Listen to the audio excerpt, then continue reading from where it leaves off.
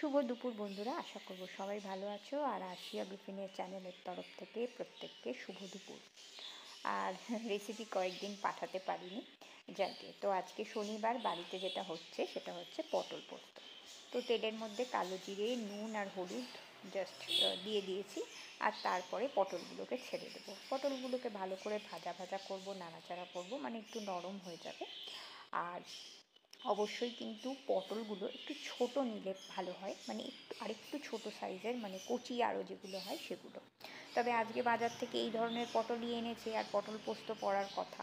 তো যাকে বড় হলেও পটলটা কিন্তু বেশ নরম। তো পটল ভাজা ভাজা মোটামুটি হয়ে গেছে। এবার পোস্তটাকে বেটে নিয়েছি মিক্সিতে, ওই তিনটে কাঁচা লঙ্কা আর একটু নুন দিয়ে।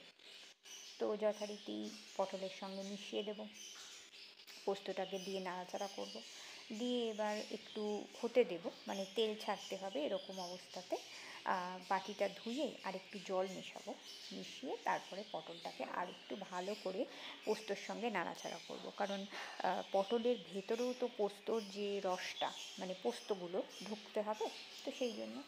আর আমি আর একটু লঙ্কার গুঁড়ো দিয়েছি, কারণ আমার যে লঙ্কাগুলো, মানে গোটা লঙ্কা যেগুলো ছিল, কাঁচা লঙ্কা, সেগুলো কিন্তু খুব বিশেষ ঝাল হয়নি আর কি। সবার শেষে একটু চিনি দিয়ে নেব, মিশিয়ে নেব।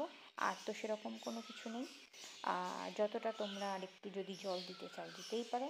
তো চলো, আর উপর থেকে একটু কাঁচা তেল ছড়িয়ে দেওয়াই যায়।